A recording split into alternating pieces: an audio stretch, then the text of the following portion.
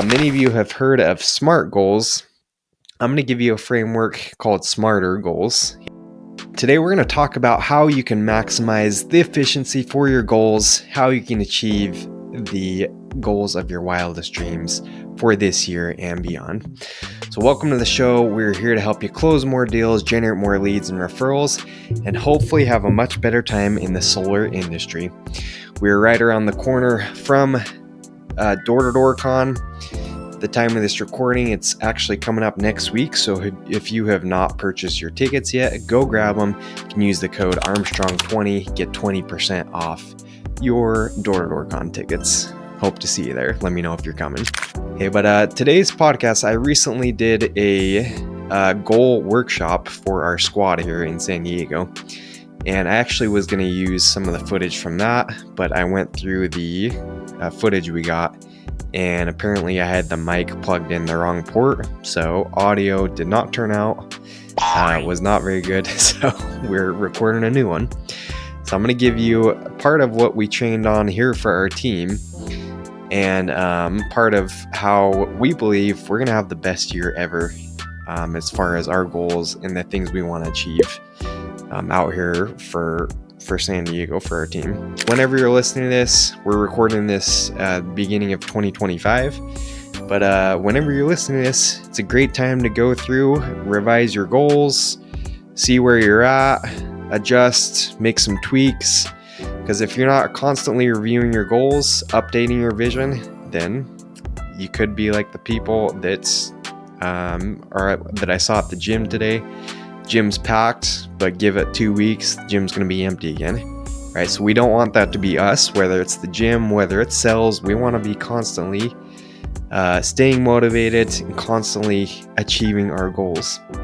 Okay, so I'm going to give you a framework you can follow to set the best goals possible and have the highest chance at achieving your goals. Okay, many of you have heard of SMART goals. I'm going to give you a framework called Smarter Goals. Okay, and I did not come up with this. Actually got it from my buddy Michael Hyatt. Hope to have him on the podcast someday. But he has a really good system for setting goals. His company is called Full Focus, and right now it's my current favorite planner. They have weekly planners. He has a year planner, and then he has a whole system around tracking your goals and going through it. That I think it's the best one I've found so far. So if you want to dive deeper into this stuff, check out Michael Hyatt and his company Full Focus. He has a really good course program that he does every year called Your Best Year Ever, and it's something that I've done every year now for I think the past 2-3 years, and great program. I'm going to take some of the things that he taught us in this little workshop that he does and hopefully give you guys some value today. Okay, so first things first, before you start going crazy with goals, I've actually right before I started recording, I was looking through social media, seeing a few people post their goals, and a big thing that I'm seeing from people is they're spitting out 20-30 goals, all these things they want to do. And I actually got email from some family members of their resolutions, goals, and I see this over and over where people have so many goals, and I'm thinking to myself, how do you have time to focus on all these things? And how do you actually achieve 20-30 things in a year, especially when they're bigger goals? So before we jump into the framework and into the smarter goals, take a look at your goals, whether it's beginning of the year or middle of the year. Do you have 20-30 goals? Are you focusing? Hey, I think it's much more powerful to give yourself 9 to 12 goals. Okay, and what Michael Hyatt recommends in his workshop, in his system, is having no more than 12 goals for the year and having no more than 3 goals that you focus on for each quarter. Because anything more than this, most people are just going to get bogged down, and it's so much to focus on that you end up achieving nothing. So that's the first tip. Take a look at your goals, the things you want to accomplish. How many do you have? Is it overwhelming? Don't have 50 things on the page, because chances are you're not going to hit very many of them. Okay, so focus in, set 9-12 goals for the year, and then have laser focus on them. Just for the purpose of this podcast, there's a whole list of things we could go through as far as setting goals. You have your life domains, you have like physical goals, mental, emotional. You can go through all those. And I think it's helpful to list out things you want to achieve before you actually write your goals. That's what we did in our team goal workshop, is just write down everything you can think of, kind of do a brain dump for things you strive to achieve this year in the different categories of life, right? But once you've done this, the next step is setting smarter goals. Okay, so this is a really cool framework that Michael Hyatt developed. Most of you have heard of SMART goals, but he takes it one step further and he does smarter goals. Okay, and so the smarter goals, the first one, same as SMART goals, you got specific. Okay, so take a look at your goals. Is it actually dialed in? Okay, and if your goals are like, be better at sales, sell more accounts this year, exercise more, read the Bible more. There's a whole list of things, and you could look up endless examples of this, because that's how most people set their goals. Just like be better, do this, have a better experience this year. You need to dial in your goals, right? Set specific things that you want to do, and don't just make it so generic like that. So that's the first letter in smarter goals, specific. Next one is measurable. So that stays the same as well. You need to have some metric that you can actually measure, right? How are you going to know if you accomplish your goal if it's not measurable? The examples he gives is, if you say you want to make more money this year, how much more? Right? So it ties along with specific. How are you going to measure it? Do you want to increase your commissions by 30%? How much is that? Right? And something we were talking about today with our team is one of our guys on the squad. He's like, I want to buy a house this year. I want to save up for a house. So we dug in. It's like, okay, how are you going to make that happen? How much more do you need to make? What's the measurement for that? Right? Another guy on our squad, he's like, I want to help my wife be a stay-at-home mom. And it's a good goal, but it's like, how are you going to do that? What's the measurement? How do you know you've actually accomplished that? Right? So take a look at the things you want to achieve. Do you have a measurement that goes along with it? Because if you don't know what it is, then you're just throwing mud at the wall, right? Make sure you have some type of measurement. Okay, third is actionable. Okay, make sure you get clear on the primary action. So again, we're not just saying be this, be better at sales, be better at saving money, right? Tie a specific thing and make sure you have the action with it. So it's like deposit 10% of each paycheck into my savings account. So that's an example of something that's actionable, right? It starts with the verb deposit. It's clear, it's directive about exactly what you're going to do. So that's number 3, is actionable. Okay, the fourth one, and this is where it switches up a little bit. Okay, we're SMAR. The fourth one is risky.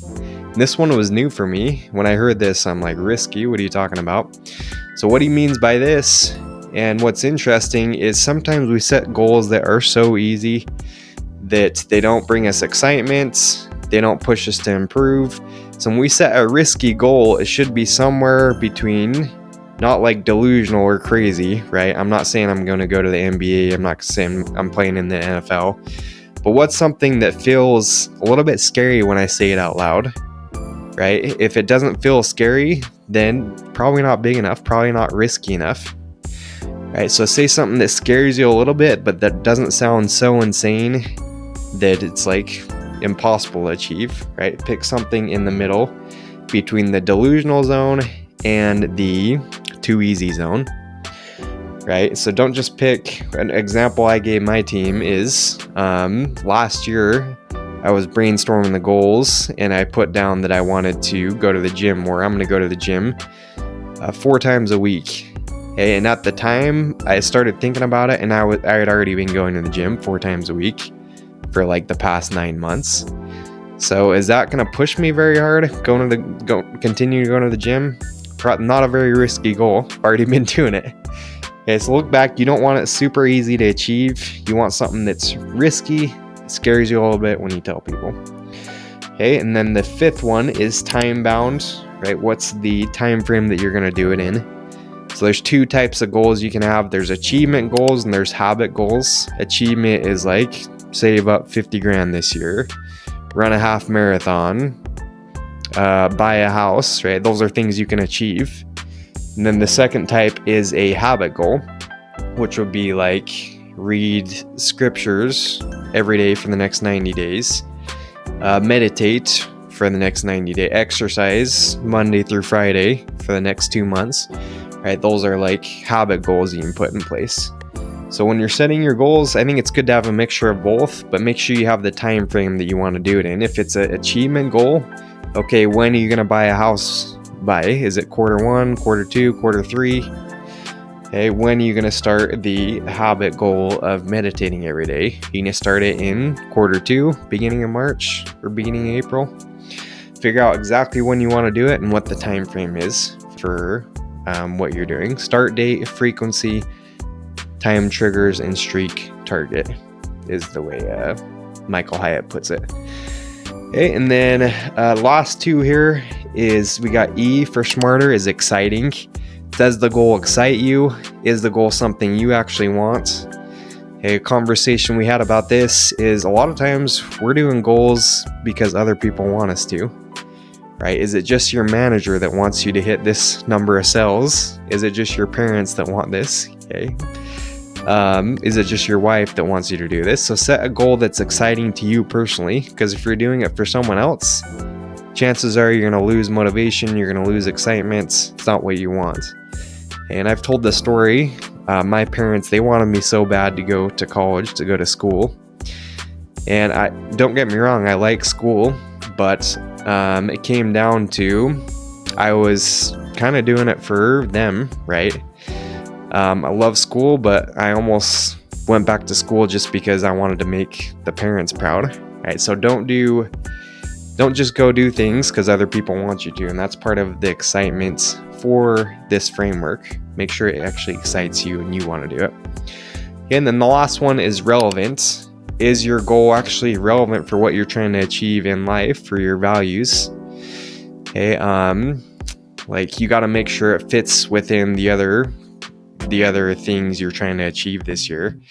I train jiu-jitsu right now, and I've been training, 3, sometimes 4 times a week. Been doing some competitions, and a lot of times I'm thinking in my head, man, it would be so cool to just train every day, to go do some huge competitions, even train twice a day. Maybe I could go pro in jiu-jitsu. Maybe I could just be like these guys that are winning these huge competitions. But then as I start looking at it, you look at the sacrifice that these people need to make. And you can tie this to anything, whether it's sales, whether it's a sport, whatever. But really it comes down to, are you willing to put in the work, to put in the actual time it takes to achieve something? And is it relevant for the other things you're trying to do? Because for me, training jiu-jitsu twice a day, trying to be like a professional martial artist, that's not going to fall in line with my other goals. It's not relevant to the other things I want to achieve. Because I know I want to have massive success in sales. I know I want to spend time with my family. And I know I want to have a relationship with my kids. So just training twice a day and leaving, multiple times a month for competitions, stuff like that. Is that relevant to the other values I have right now? Probably not. So take a look at your goals. Are they all relevant to your time of life right now, to the things you want to accomplish? If not, then maybe you need to revise your goals. Okay, so those are the 7 letters of the SMARTER goal system. So I hope you can go through that and just think of the goals, think of the things you want to achieve this year. Is it specific? Is it measurable? Is it actionable? Is it risky? Is it time bound? Is it exciting? And is it relevant? If it doesn't fall in those categories, maybe you need to revise it. So go through it, and he gives some examples in his whole worksheets for it. But one example is like run the country music half marathon by April 21st. So you hit all the categories. It's actionable, specific, measurable, risky, and exciting, time bound. Okay, and guess it's going to be somewhat subjective, right? Because risky for one person might be easy for another person. Okay, but think about that as you're going through your goals, as you're revising your goals, and as you are reviewing your goals. Because that's the thing. You can do all these crazy goal setting workshop systems, but if you're not reviewing them, if you're not having monthly, quarterly, weekly reviews, then you're probably going to fall behind on what you want to achieve. Okay, so I hope that helps you this year. Go set some goals, achieve big things, and I hope this podcast can be part of your goals. Hey, if you want to set a goal, listen to every single Solarpreneur podcast. Maybe we'll get you some type of prize. Let me know. But can't wait for this year. It's going to be an awesome year. I think we're going to have a comeback year for solar. I see things getting bigger and bigger. And those that stuck through some of these harder times, it's only going to go up from here. So keep tuning in. We got a lot of guests coming your way. If you're going to Door to Door Con, hit me up. We'd love to connect with you there. And we'll see you on the next podcast.